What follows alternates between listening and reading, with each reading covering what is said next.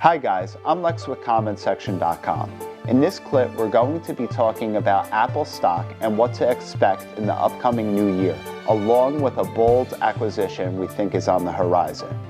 Apple's currently at 174, with a PE ratio of 16.2 and a dividend of 1.6%. The firm had a share net of 207, which was well past Wall Street's estimates of 187. This could be attributed to strong showings in sales from the iPhone.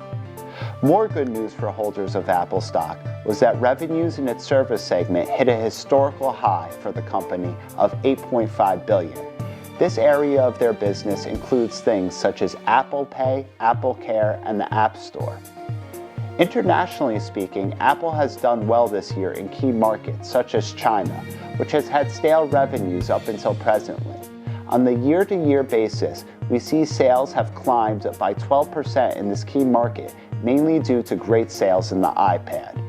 As good as this news is, combined with the bullish projections of sales of the iPhone X in the upcoming year, we at Comment Section don't even think that will be the headline of Apple's big 2018.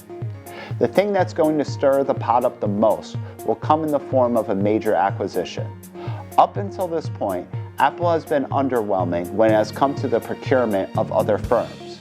They've actually spent more money on building their new campus, $5 billion to be exact, than they have been acquiring new companies.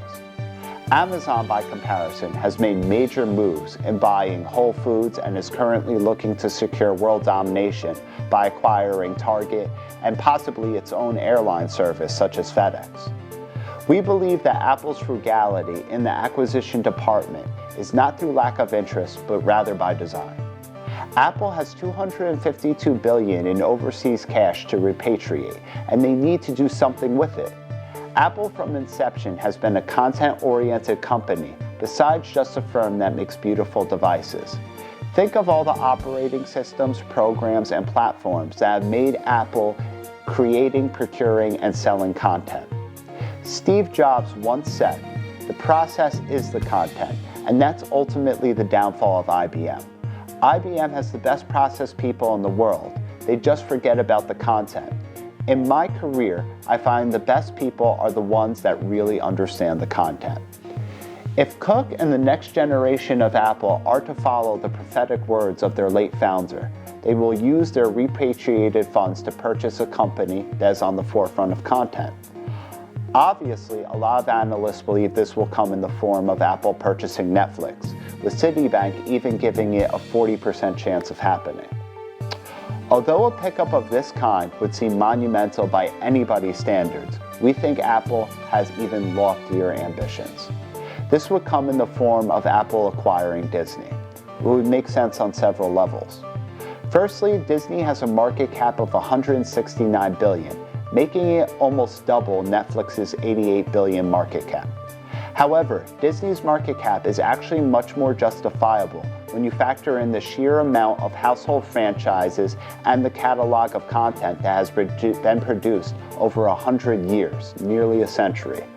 The majority of content on Netflix, by contrast, is not original, but licensed to them.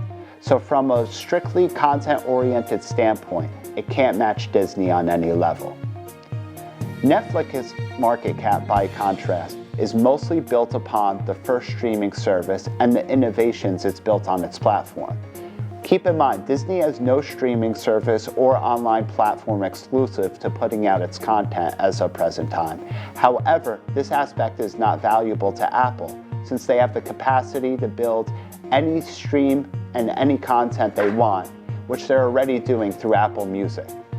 So in summary, by purchasing Netflix, Apple will be receiving more of the platform and streaming capability that they don't need, and less of the content that is so important in today's world. By purchasing Disney, Apple doesn't need to pay for a platform which it could replicate and, quite frankly, probably do better, and create the perfect marriage between beautiful machines and beautiful content. And the fact that Steve Jobs created Pixar is another reason why this deal is destiny.